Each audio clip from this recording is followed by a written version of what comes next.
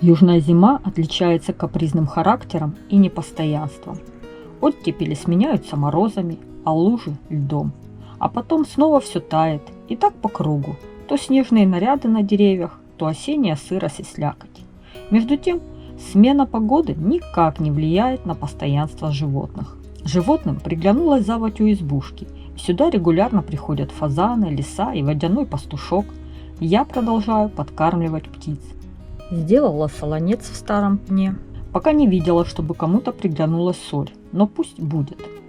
Я наблюдаю за погодой, и как только зима начинает украшать деревья снежком, сразу бегу в избушку, дабы отдохнуть, понаблюдать за птицами и насладиться зимней красотой в полном объеме.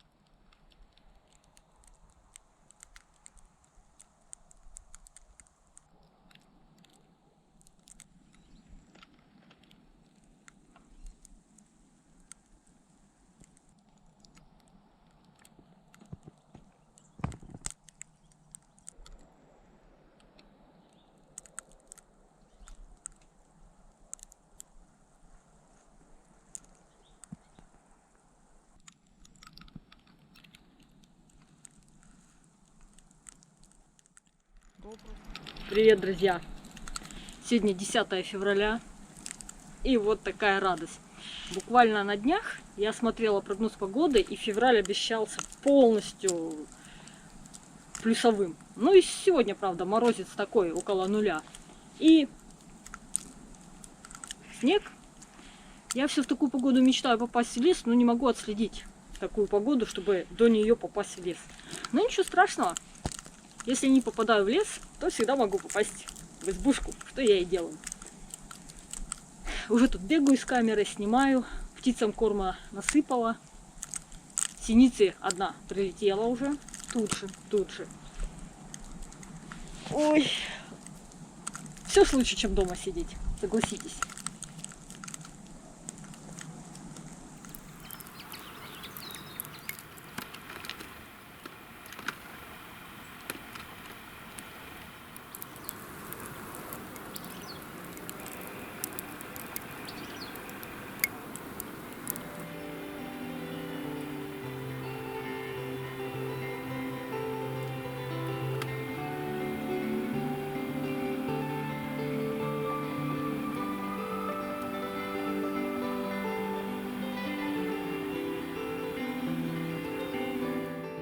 Остатки дровяной роскоши. Последние с улицы. Ну и тут внутри еще несколько чурбачков. На том и все. Закрываемся, наснимались, нагулялись. Теперь закрываем дверь поплотнее. И пока позанимаюсь делами в избе. Снега сколько на ногах.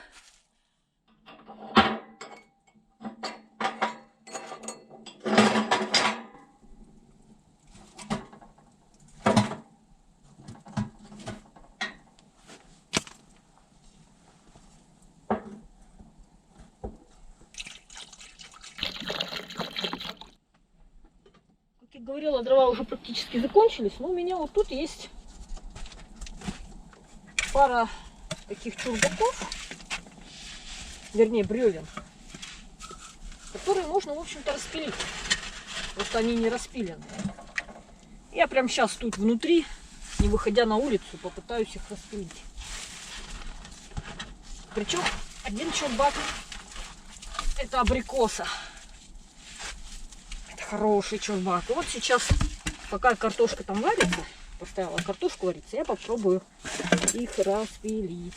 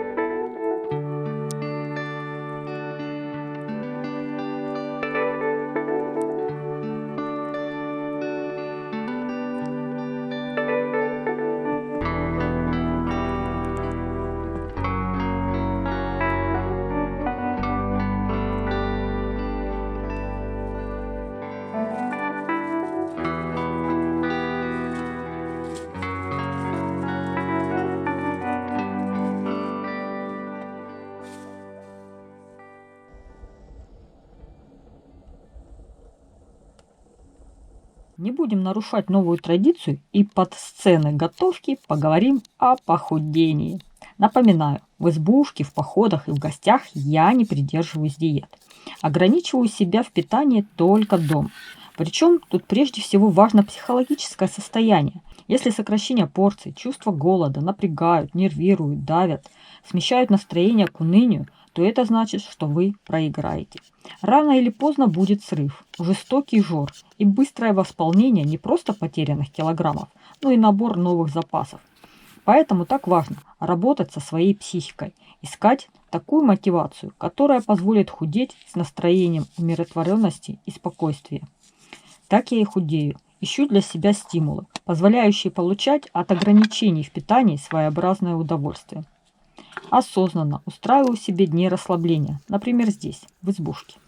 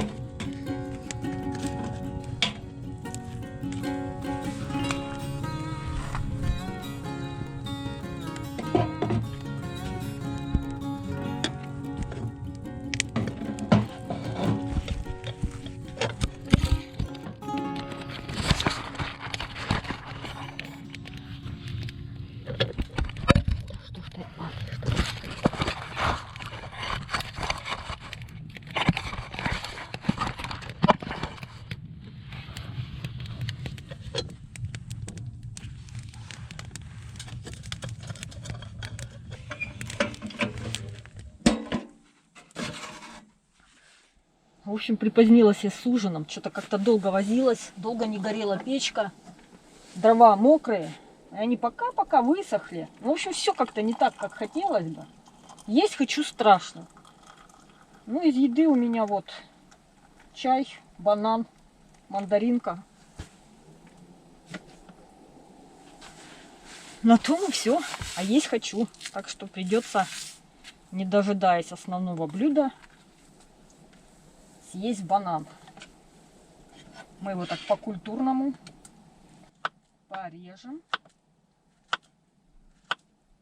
И там внутри в печи я не так сделала, как хотелось бы. Не получается отодвинуть далеко бревна, чтобы пространство было. В общем, вот так оно часто бывает, как бы в голове рисуешь картинку готовки вот так будет, а на самом деле не всегда так получается. Ну да ладно. С другой стороны, ну получается по-другому, тоже прикольно. Вкусный бананчик. Пришла я сюда поздно. Наверное, там за 3 часа уже было где-то. Очень долго возилась с печкой. Не горели дрова. Я там постоянно что-то пыталась сделать. Бегала, снимала природу. Наблюдала за синицами. Ну и просто тогда сидела в окошко, смотрела, наверное, более часа.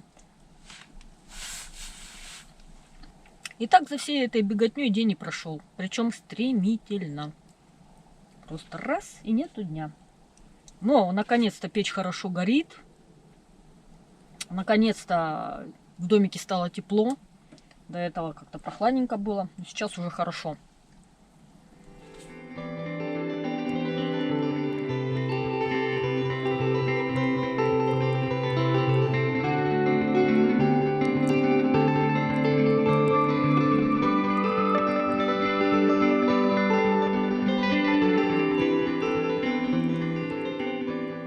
Времени, ух ты, 19:42. Вот это неожиданность. Признаться, не ожидала, что столько времени.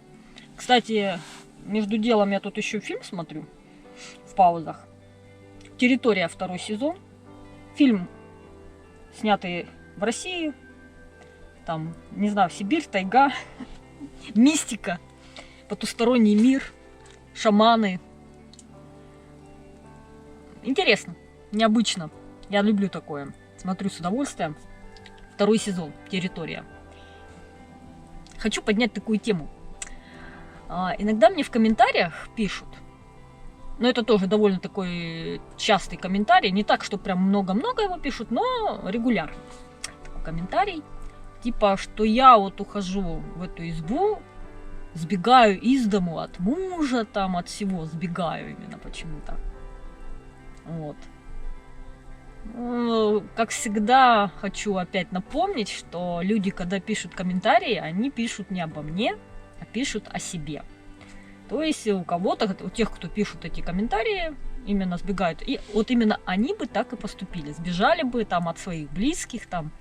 Мне необходимости от Жеки сбегать вообще никакой. У нас настолько доверительные, легкие отношения, что нам не нужно друг от друга отдыхать. Мы и так друг другу ничего не запрещаем.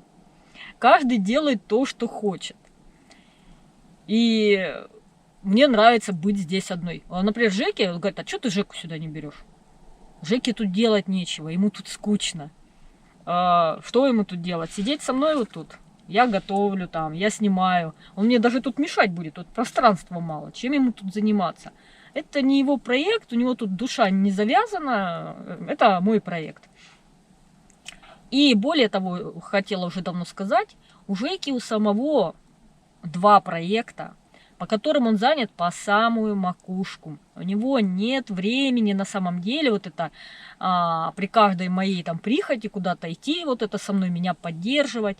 Мы друг друга поддерживаем, но у нас у каждого есть свои какие-то проекты, свои цели, свои мысли, свои интересы.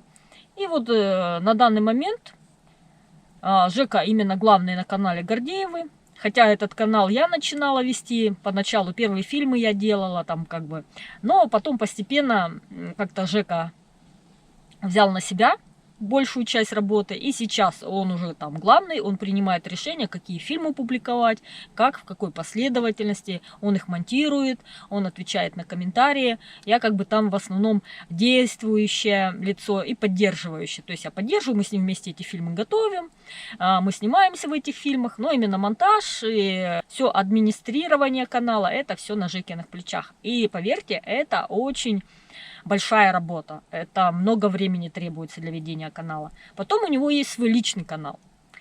Какая там тематика? Там же, опять же, там тематика походная и горелки, грелки, вся такая костровая вот эта тематика. Парафиновые теплоаккумуляторы, или как их можно назвать, окопная свеча. Там как отопить палатку. Он там ставит рекорды. Вот в этом году, в этом сезоне он снял фильмы про то, как, по-моему, разница между улицей и палаткой точно, то ли 42 градуса у него получилось. То есть он делает такие там окопные свечи, там по 4 фитиля, там по 4 каких-то, плавающие фитили у него, там очень интересно, много разных моментов.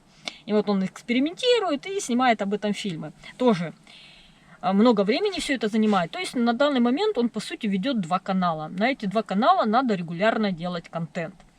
Допустим, у меня есть какой-то материал отснятый, у него нет заранее отснятого на свой канал контента. То есть ему надо отснять, смонтировать, подготовить фильм. Это очень много работы. И вот это говорит, а что ты Женю не берешь, а что тебе Женя не помогает?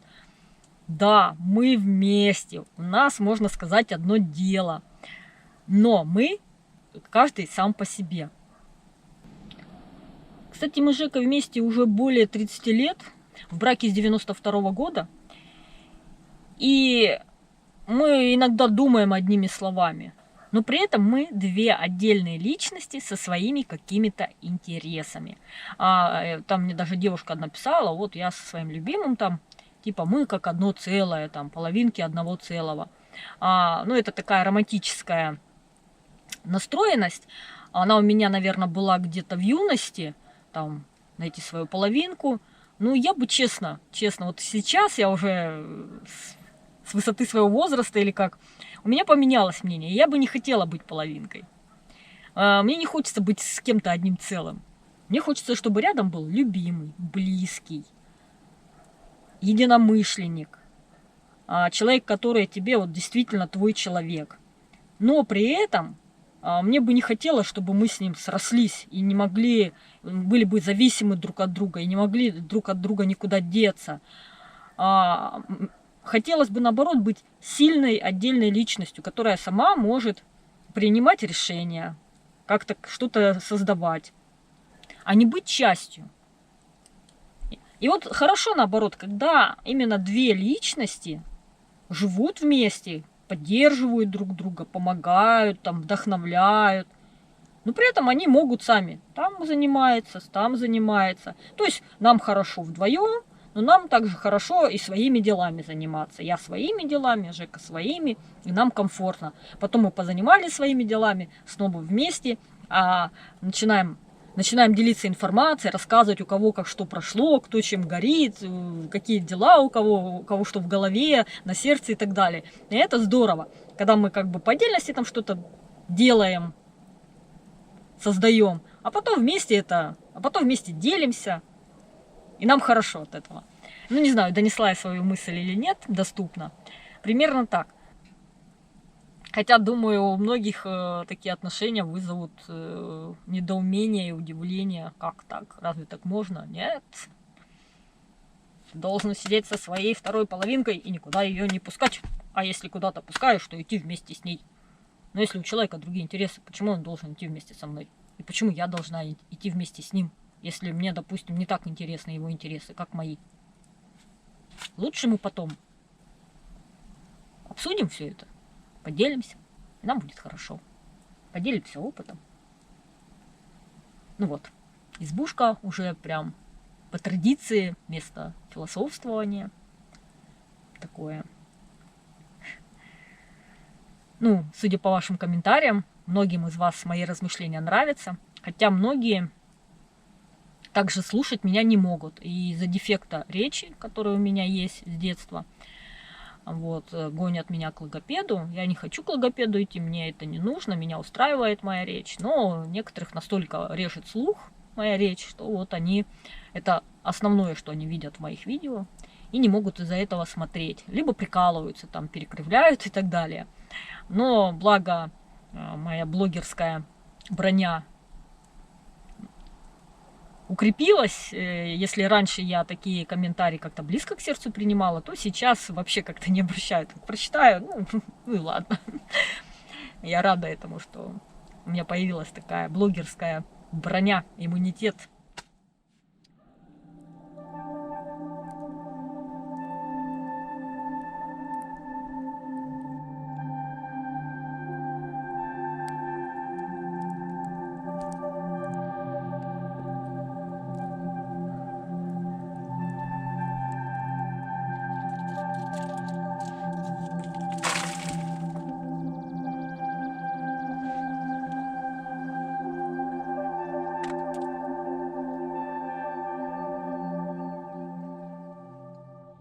Выглядит, в принципе, готово. Сейчас еще сыр сверху.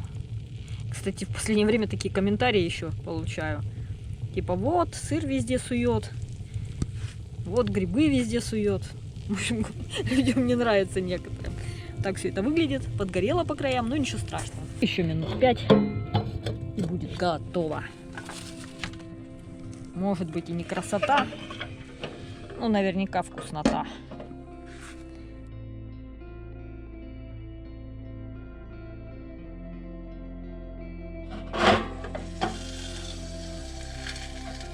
Опа.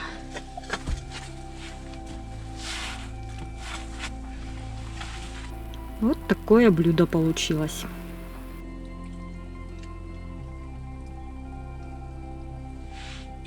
Знаете, получился совершенно не тот результат, которого я ждала. Ну, надо к печке приспособиться, вообще надо приспосабливаться. Вот, я пока пробую, там, горшочки, в сковороде, внутри, сверху. То есть нужно приготовить не одно блюдо, чтобы понять, как правильно готовить на этой печи. Но блюдо, между тем, получилось вкусное. Не так, как я хотела, но вкусно. Поэтому всем приятного аппетита. Я трапезничаю.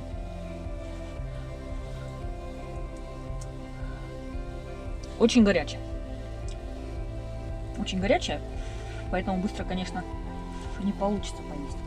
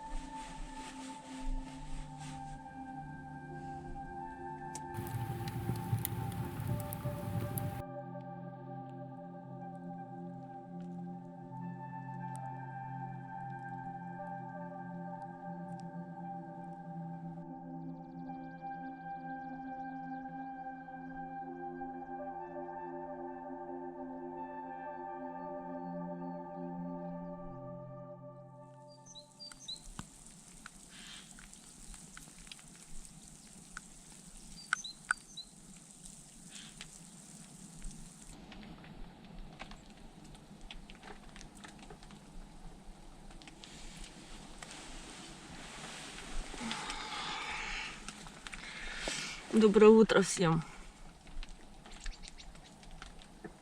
Слышите? Синицы. дербанят корм. Наверное, уже, я не знаю, часа 2 дербанят. Знаете, на удивление хорошо спалось. А вообще хорошо мне спалось. Вот предыдущие ночи, что я тут ночевала, у меня бессонница все время была. А в этот раз не было никакой бессонницы. Ну вообще, у меня зимой график сна вообще с жизни не сдвигается. Я как бы позже засыпаю, позже просыпаюсь. Потом летом, кстати, сдвигается обратно. Вот. И да, я не спала до 1:30. Смотрела сериал «Территория», много серий посмотрела. Прям так мне уютно было, хорошо, тепло. Смотрю этот сериальчик. Вообще, ощущения бомбовские. Вот прям дома я как будто нахожусь. Так вообще, на душе спокойно. Вот. Печку я не планировала топить ночью. Дров мало. Не буду топить особо. Вот. Ну, 1:30, перед тем, как уже завалиться спать окончательно, одно полено туда засунула. Ну, сейчас я еще не проверяла, так потрогала, слегка она там тепленькая. Вот. И одно полено, ну большое. А потом в 6 я еще вставала, в 6, смотрю, а там тлеет едва. Вот так. Ну, думаю, ну, на всякий случай засуну еще одно полено. Мало ли от того, от тех углей займется. Вот, заложила. Не знаю, горела оно, нет, там, или тлела. Что печка там, возможно, полуживая, а может, нет. Но в любом случае я специально взяла 2 спальника, потому что знала, что печку не буду топить ночью. И вот вообще замечательно, замечательно. Я не одевалась, вот я как, ну, в этих штанишках, в термухе и в тонком-тонком свитерке. Вот этот свитерок, он очень тоненький такой, тоненький-тоненький. Мне было тепло, уютно, классно, вообще здорово просто. Так классно спалось. И сейчас уже 10 час. Я уже так себе уже говорю: Танюха, пора просыпаться, вставать. Чувствую уже времени порядочно. Вот. Дома также засыпаю там в 12, в час, в 2. Просыпаюсь там в 10. А летом, главное, график этот сдвигается. Я начинаю засыпать там в часов 10-11, просыпаться в часов 7-8. В общем, такой вот у меня парадокс. И каждый год так происходит. Не знаю почему. Ну вот, особенности организма и образа жизни, наверное. Потому что летом активная более жизнь начинается. Там огород, дела, много физической активности, двигаешься. И, наверное, поэтому рубит раньше, уже засыпаешь раньше. А зимой как бы более расслабленный образ жизни. И засыпаешься позже. Ну все, давайте смотреть, что там в окошке. Я-то одно открыла, но в этом окошке даже не видно ничего. Только в том будет видно. И вот последние 3 выхода сюда я заметила, мышей нет. Нету ни одной мышки. Возможно, это связано с тем, что недавно тут обитала рядом Ласка. Может быть, она этих мышек, так сказать, и прибрала. Я освободила мой домик от мышек. Так что никаких мышек, никто не бегает, не шурудит, не шумит, ни по столу, нигде, вообще абсолютно. Я там даже на всякий случай положила такую корочку вот этой еды своей. Вот. Никто не позарился. Да, возможно, Ласка поработала. Это мне плюс, конечно. Мне не нужны эти мышки. И Ласка ушла. Вот тогда я ее сняла, полюбовалась зверьком. Впервые в жизни видела вот так вот вблизи. Никогда вообще их тут не видела. А тут такое чудо. Прелесть маленькая. Она маленькая. Она вот такая. Вот такая. Маленькая-маленькая. Это на видео кажется, что она большая. А на самом деле малюсенькая. Ну все, надо вставать, одеваться. Топить печку, смотрю. Что там? Ой, все, доброе утро всем, так сказать. Так, выползаем из наших спальничков тепленьких. Штанишки у меня тоже со мной грелись. Чук.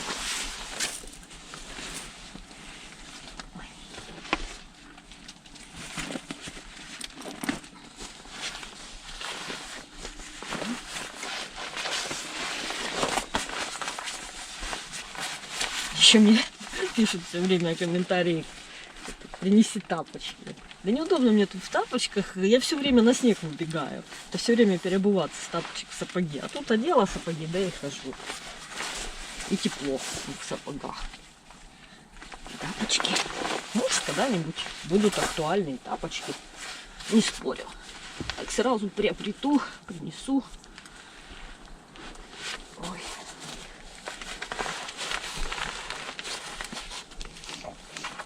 Банька так и висит. Хотя, мне кажется, вряд ли я еще и воспользуюсь, но не убираю. Уберу, когда надо будет. Так, смотрим вместе. Ой, все белым-бело. Ну да, тепленькая печка. Красота снежная. Теплая, но не горячая. Я только касаться могу. Прям красота. Ляпота. Сосули, да, сосули наросли, значит мороз. А я съели горячей печкой и не мерзла вообще. Прекрасно, прекрасно. Люблю снежное утро. Ну да, вот я вот этот чурбан засунула, но он не разгорелся. Ну там вот есть жизнь огненная. Поэтому теплая печка. Сейчас мелких дровишек сюда. Ускорю процесс с помощью газа. Не буду возиться тут долго.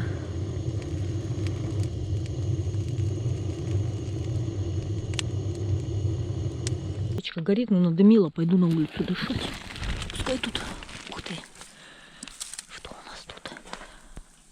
Да, дождь идет. О, дождь идет. О, прикол. Ага, сосули. Это что-то. Видать, и дождь, и мороз. Это что, видите? Сосули какие. И дождь при этом идет. Наверное, корка не. Прямо реальный дождь. Я думаю, что стучит. Вот так. Вот такое сочетание. Мороз и дождь. Вообще. Кстати, буквально дня 2 назад у нас гром гремел. Февраль, гром гремел. С чего бы это? Да, вот такой корка вот такая наст образовалась из-за дождя. Да, весело.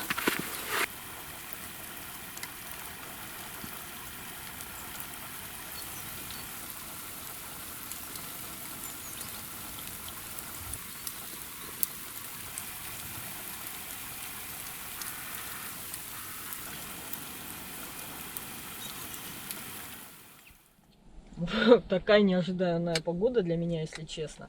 Вообще, по прогнозу, и вчера дождь со снегом, и сегодня дождь со снегом. Но вчера дождь со снегом это был снег. А сегодня дождь со снегом это дождь. Вот так да. Вот такое сочетание, конечно. Это наст, это корка. Ну, как всегда будет в городе караул, а за городом нормально. Вот что? Я тут все так сложила от мышек, а их и не было. Ну и хорошо. Не буду скучать.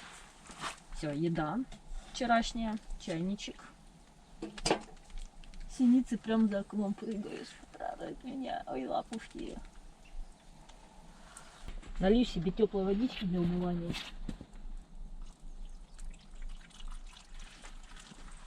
Чего мучиться с холодной? Ну все, печка начинает бывать. О, красота.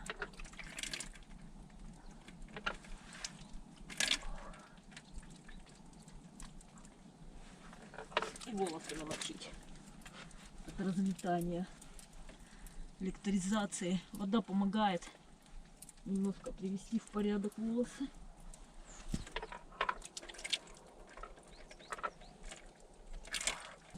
Ну, пока там завтрак греется, можно с вами немножко пообщаться, поболтать. Да, но на улицу на самом деле неохота идти. Знаете, когда сыпется снег, оно прям здорово. А когда идет дождь по снегу, не так здорово. Не, ну прикольно, прикольно. Не зря же говорят, у погоды нет плохой... У природы нет плохой погоды. Да, что-то я еще сонная. Еще такая заговариваюсь. Ну, смотреть в окошко, конечно, очень-очень. Сегодня уже вся природа не такая снежная. Вчера деревья прям вот засыпаны были. А сегодня, да, снега много на деревьях, но также много и осыпалось. Все-таки дождик идет. Ветер вчера вечером дул. Это я слышала. Я ж ночью слышала, как кап-кап-кап-кап. Так и было, так и было. Забавный еще такой момент. Что-то я в последнее время как бы такой легкий перепросмотр, легкий анализ своей деятельности на Ютубе проводила.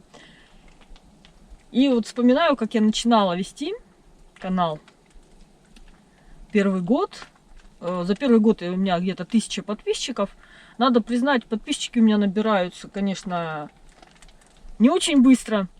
Мне мечталось, что я там в течение 2 лет там на 100 выйду. Ну вот смотрите, 8 прошло, а у меня только 50. Вот, наверное, 51 уже стало. То есть мечты такие, я такая самоуверенная была, думаю, ой, там за 2 года 100 000 у меня будет.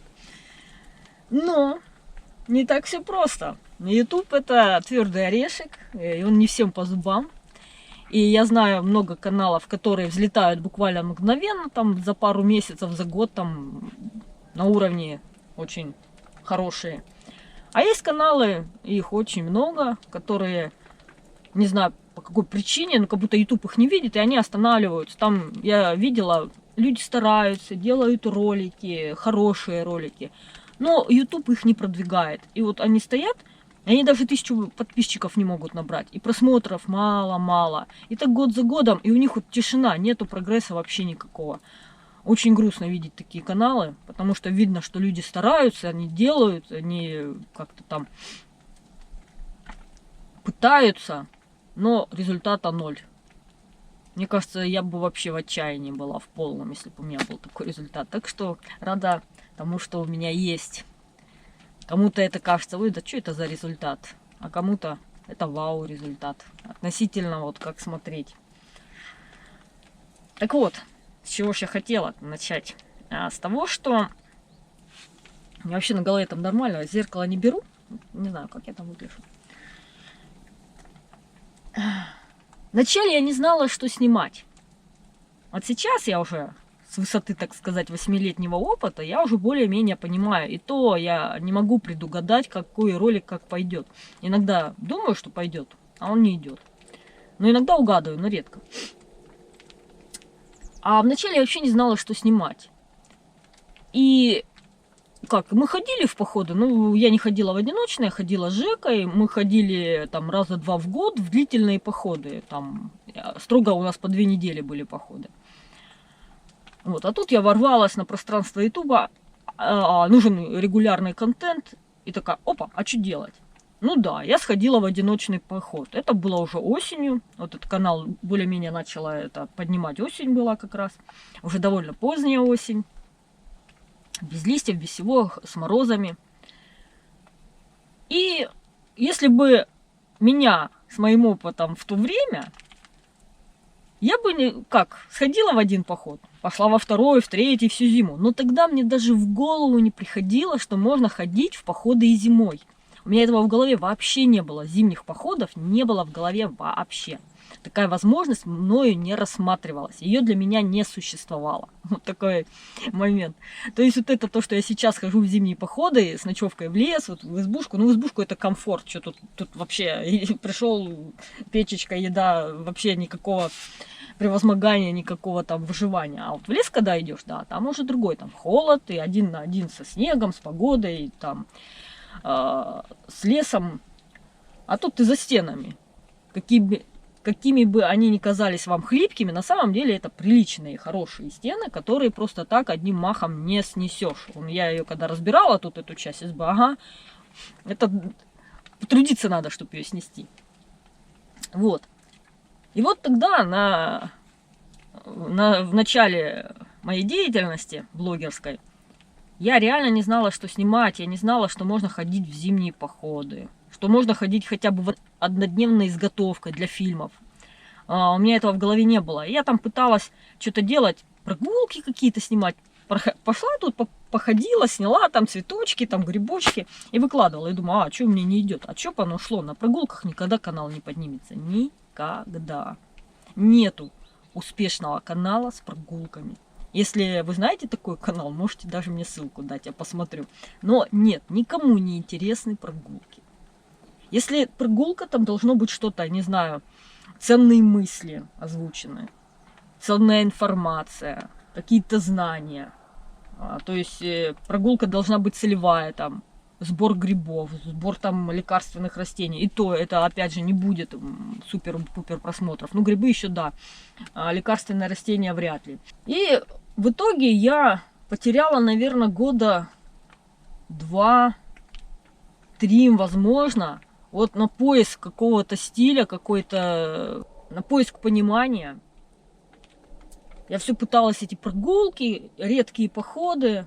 Конечно, у меня канал поднялся до какого-то уровня, и он стоял. Что ему идти-то, господи, там ничего интересного нету на моем канале.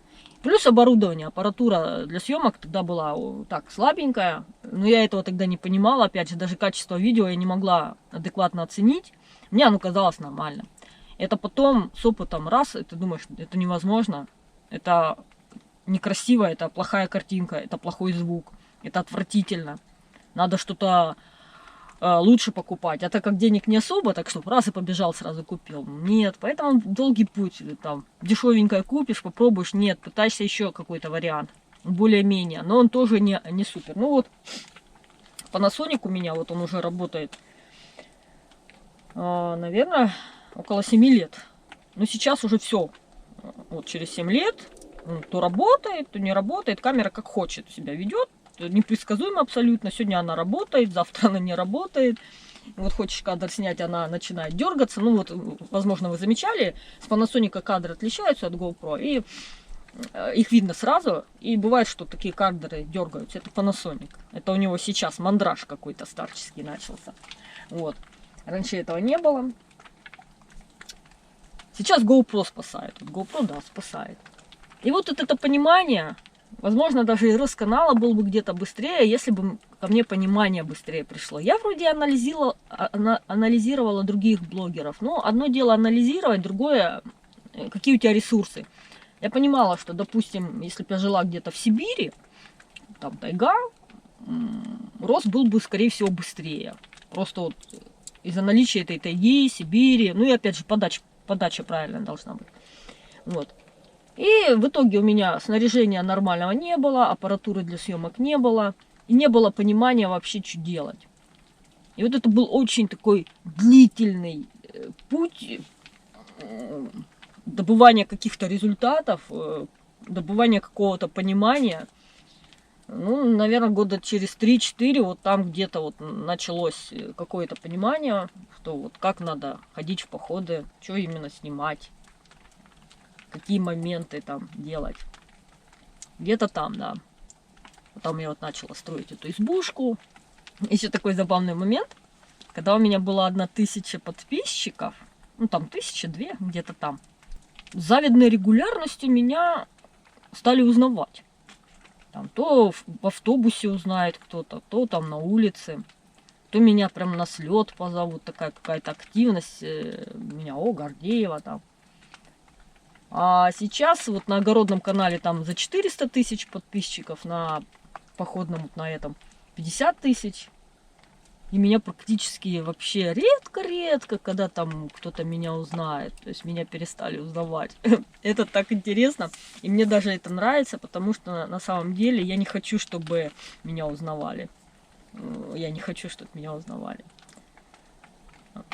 Это в начале, когда у меня было 1000 подписчиков, я такая готова была кричать на каждом углу: я блогера! А сейчас я не хочу кричать, что я блогер. Наоборот, я хочу замолчать. Почему вот съемки, когда мне там рыбаки какие-то помогают, я их никогда не снимаю?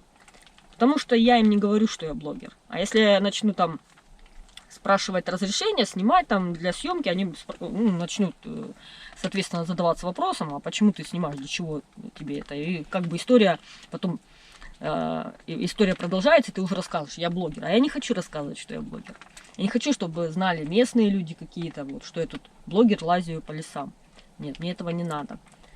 А как я к этому пришла? Это вначале такая, готова была всем соседям даже рассказывать. А сейчас нет. Ни соседи не знают, никому. Только одна женщина из соседей знает, что вот, блогер. Потому что как получается? Когда тебя начинают смотреть, рано или поздно у тебя появляются подписчики. Вот. И часть зрителей тебя как бы к тебе с хорошими чувствами относятся, ты им нравишься, а у части зрителей всегда появляется такая часть, которым ты неприятна, которые тебя почему-то злятся на тебя, а иногда вплоть до того, что тебя ненавидят. Вот.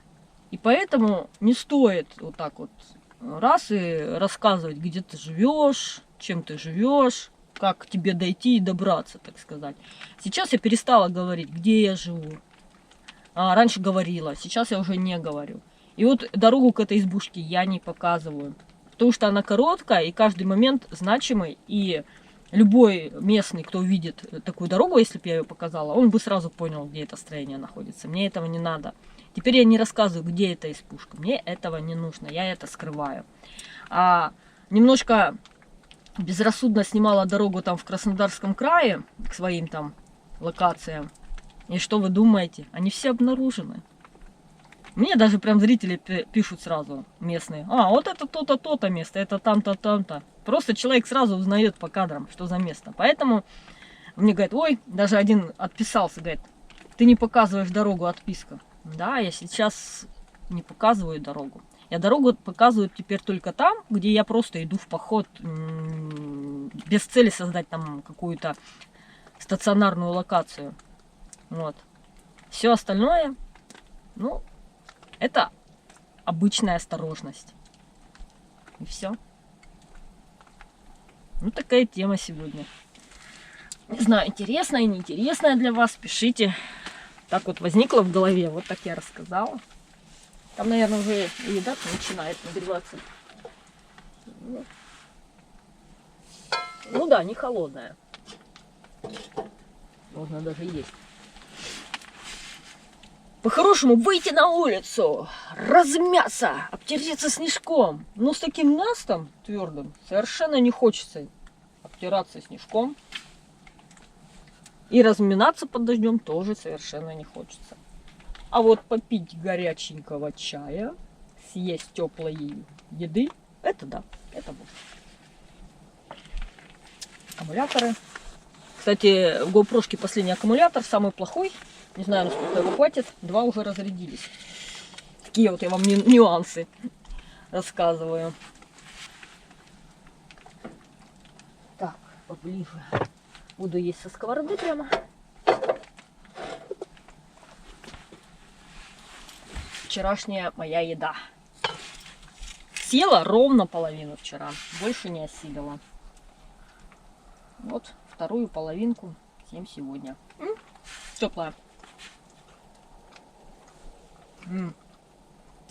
Сильно настоялась, еще вкуснее кажется.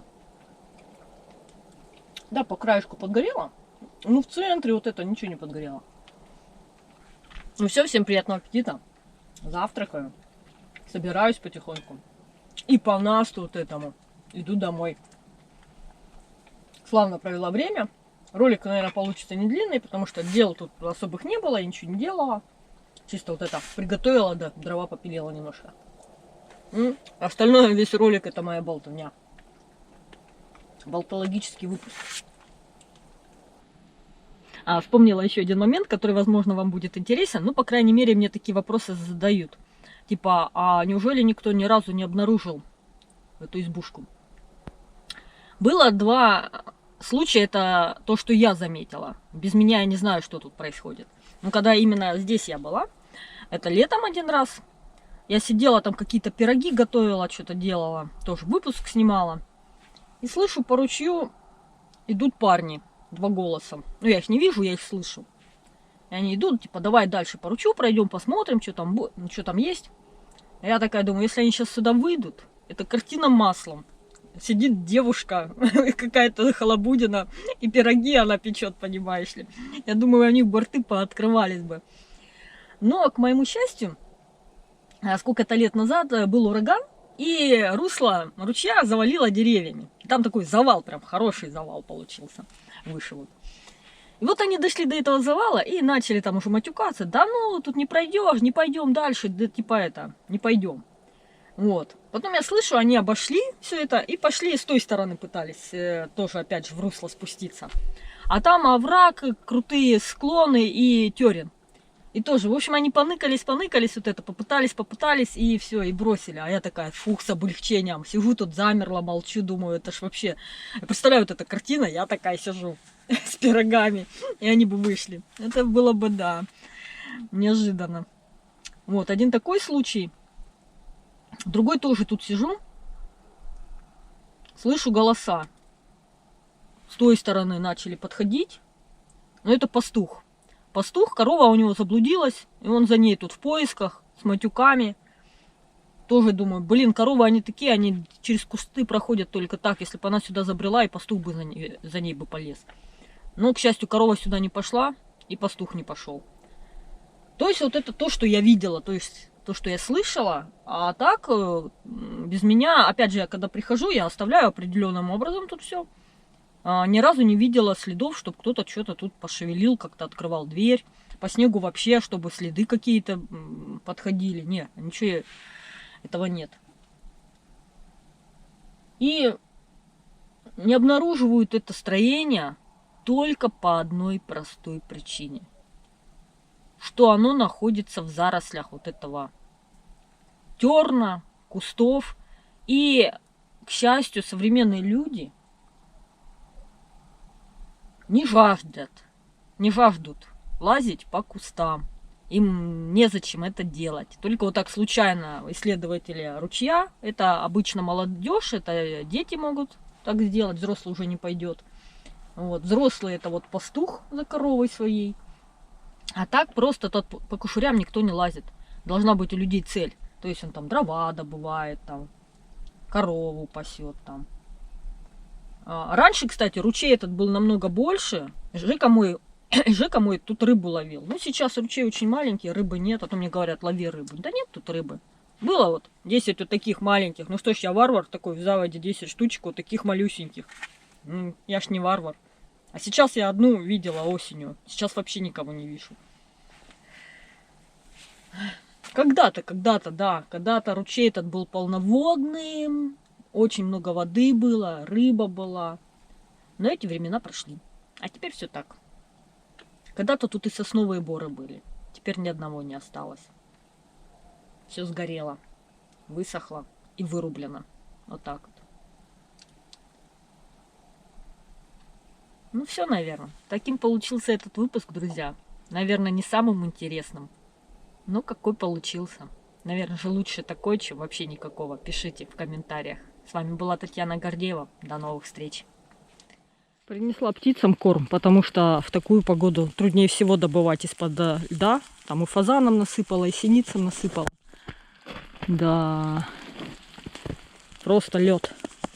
Корка. Вообще никак ее. Вот это я представляю сейчас, какой вес на крыше. Его даже никак не убрать, потому что это жестко. Еще момент, сейчас ходить опасно, все время лед на голову сыпется. Вот слышите, все время треск, все сыпется. И он довольно твердый. И если большие куски, то как бы это и болезненно. Сосули, конечно, на избе знатные. Я рада, что она пока что не завалилась. Походу еще там что-то сыпется. Вот такой слой льда. Это приличный очень слой. И ничего удивительного, что деревья не выдерживают и просто ломаются. Надеюсь, все-таки изба выдержит этот вес, этот натиск. Да, деревья у меня тут все вон поломаны. Вот так вот. Будет теперь чисто кустарник. И так был кустарник, а теперь вообще. И все время ощущение, что кто-то идет где-то. А на самом деле это просто сыпется лед. Лед, сыпется, сыпется со всего лед. Треск стоит. Ну, надо мной тут ничего большого нету. Так что по голове сильно не прилетит. В лесу сейчас было бы максимально опасно находиться. Там 100% тебя просто по башке ветками настучит. Хорошо, если маленькими.